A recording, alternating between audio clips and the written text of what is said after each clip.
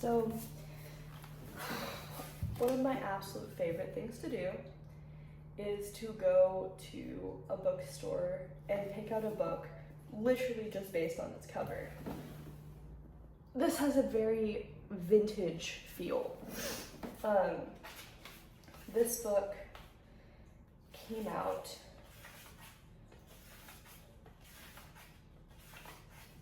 in 2022. And I got it on sale because the bookstore that I was buying the books from was, it had it on its table. I don't know why, like maybe people weren't buying it or they just got too many books. I don't know, but I picked it out because I loved the cover. And I was like, you know what? Even if I just think the cover's pretty and like I read a little bit of it and it's not good, I'll just like, keep it on my shelf, and it looks really cool. Like the spine is very kind of vintage style.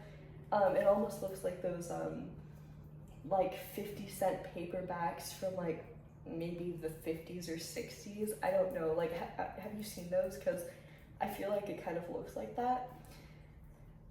But it's a really fun book. I don't know, I was surprised. It was the kind of thing where I was like, I have it in my bag, I'm waiting for my friend, I'm just going to, crack it open and see how I feel about it. Let me read you the summary, because it's, that was the other thing. So, I'm from the Bay Area in California, and this book is set in Milpitas. And if you're from California / the Bay Area, you'll know that Milpitas is like a place that I've never thought of. Like, it's technically in my area, but it's like such a small town. I've just like never cared about Milpitas in my life. So whatever. Let me read you the summary. Gage Chandler is descended from kings. That's what his mother always told him when he was a child. Years later, he is a true crime writer with one grisly success, and a movie adaptation to his name, along with a series of subsequent less notable efforts. But now he is being offered the chance for the big break, to move into the house where a pair of briefly notorious murders occurred, apparently the work of disaffected teens during the satanic panic of the 1980s. Chandler finds himself in Milpitas, California, a small town whose name rings a bell. His closest childhood friend lived there, once upon a time. He begins his research into the murders with diligence and enthusiasm, but soon the story leads him to a puzzle he never expected, back into his own work and what it means, back to the very core of what he does and who he is. Devil House is John Darnell's most ambitious work yet, a book that blurs the line between fact and fiction, that combines daring, formal experimentation with spellbinding tale of crime, writing, memory, and artistic obsession. The quotes from the book say, "The Devil House has the gross-out hallmarks of horror and true crime, while also questioning the moral implications of the genre.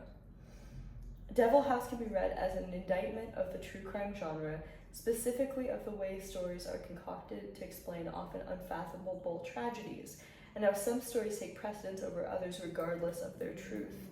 This is a story about what can't be told because the nature of telling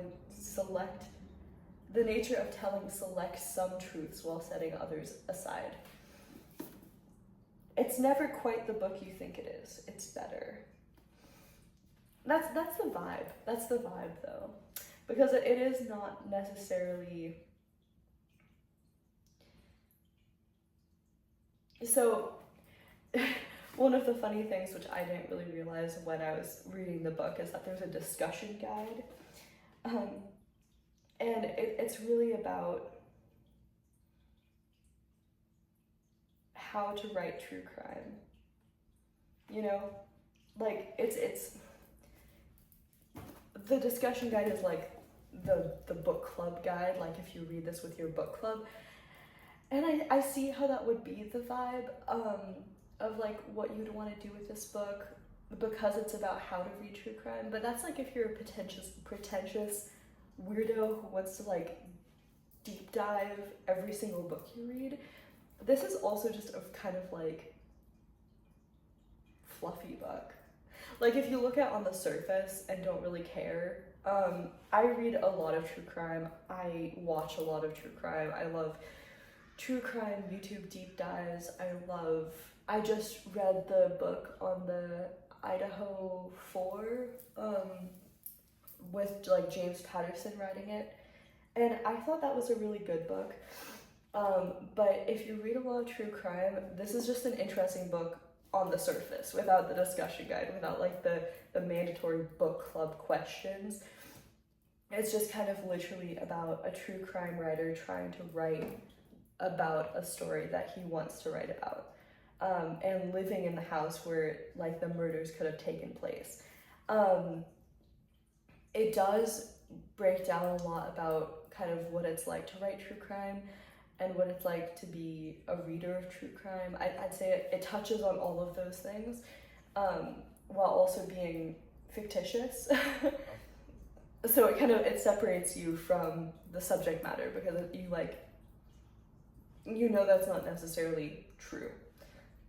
And also you're seeing it through the writer's eyes. So it's like a writer writing about a writer who's writing about the crime. So there's multiple levels of separation, which kind of feels like it's protecting you in some way. But it's also just kind of like interesting how a writer would go about writing true crime. I also read, I'm blanking on it so much, but I read the book about the Golden State Killer by that famous crime writer. It was one of the audiobooks that I read when I was at my other job, but I love true crime writing, and I can totally see where there'd be kind of an issue between like writing it accurately, writing it sensitively, making sure that everyone is okay with how you're writing. One of the things I loved about the Idaho 4 book by James Patterson was that it kind of incorporated the voices of all of the people who were involved with the victims. And I feel like that kind of sensitivity is kind of what is being discussed in this book. You know, like how can you do it in a way that's accurate and also interesting, because a writer has to be interesting and write well, but also how to do it in a sensitive and reasonable way. So it is interesting, but I didn't feel like it was as deep as the discussion notes made it out to be. It's just kind of like an interesting book if you want something to kind of casually read. It's a good like on the go read, I guess, if you want something to put in your purse or bag when you think you'll be waiting somewhere for a long time. I don't know. Whatever, it's a good book.